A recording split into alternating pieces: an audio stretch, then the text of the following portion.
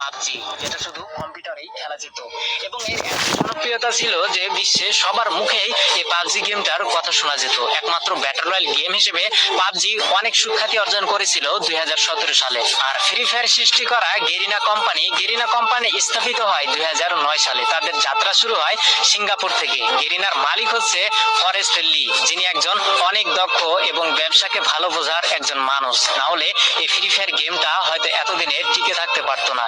তো 2009 সাল থেকে গেরিনার যাত্রা শুরু হলেও তারা কোনোভাবে কোনো গেমে সাকসেস পেল না। সবকিছুতেই তারা ফেল হয়ে গেল। একের পর এক ভিডিও গেম রিলিজ করেও মানুষের মন জয় করতে পারছিল না। তো 2014, 15, 16 সালে গেরিনা বেশ কয়েকটি গেম মানুষের সামনে উপস্থাপন করে, কিন্তু এত পরিমাণ ভালোবাসা এবং এত পরিমাণ জনপ্রিয়তা পায়নি গেরিনা কোম্পানি ওই অন্য গেমগুলোতে। কিন্তু সবকিছুতেই একটা টার্নিং পয়েন্ট থাকে, যেটা 2017 সালে গেরিনা কোম্পানিকে তাদের মোড় ঘুরিয়ে দিয়েছিল।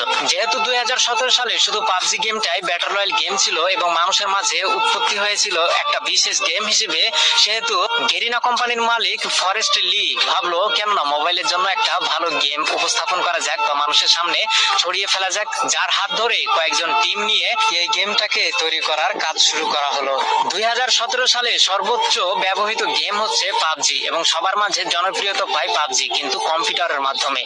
ফোনের মাধ্যমে এই পাবজি গেম এতটা জনপ্রিয়তা পায়নি। সে সুযোগটাকে কাজে লাগিয়েছে গেরিনার কোম্পানির মালিক ফরেস্ট লি তৎক্ষণাৎ ভেবে উঠলো যে মোবাইলের জন্য একটা গেম তৈরি করা যাক, যে গেমটি অনেক কম দামি ফোনেও যেন সাপোর্ট খায়। তো যার জন্য কয়েকটি টিম গঠন করে গেরিনার কোম্পানি ফরেস্ট লি কাজ করা শুরু করলো। 2017 সালের প্রথম দিকে এই ফ্রি ফায়ারটাকে তৈরি করা শুরু করলেও 23 আগস্ট 2017 সালে এই গেমটাকে পুরো বিশ্বে ছড়িয়ে দেয় গেরিনা কোম্পানির মালিক ফরেস্ট লি, যেটি একটি সিঙ্গাপুর কোম্পানি এবং সিঙ্গাপুর থেকে এর হেডকোয়ার্টার এবং পুরো গেমটাকেই পরিচালনা করা হয়। তো 2017 সালে যখন সাধারণ মানুষ সাধারণ ফোনে এই গেমটাকে খেলতে পারতো, তখন পাবজির জনপ্রিয়তা ধীরে ধীরে কমতে শুরু করলো এবং যেহেতু কম দামি ফোনেও ফ্রি ফায়ার গেমটাকে খেলা যেত, যার জন্য সবাই এই ফ্রি ফায়ার গেমে ঢুকে পড়লো। তার দেখা দেখি পাবজিও 1 বছর পরে তাদের মোবাইল ভার্সন বের করলো, কিন্তু অনেকটা দেরি করে ফেলেছিল পাবজি, কারণ সাধারণ মানুষের মনে এই ফ্রি ফায়ারটা অনেকটাই জায়গা করে নিতে পেরেছিল।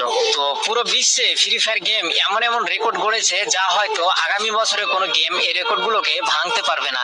তেমনই দুটি জনপ্রিয় রেকর্ড হচ্ছে 2019 সালে সর্বাধিক প্লে স্টোর থেকে ডাউনলোড করা গেম হচ্ছে ফ্রি ফায়ার গেম, যার জন্য প্লে স্টোর থেকে তাকে অ্যাওয়ার্ড দেওয়া হয়। এবং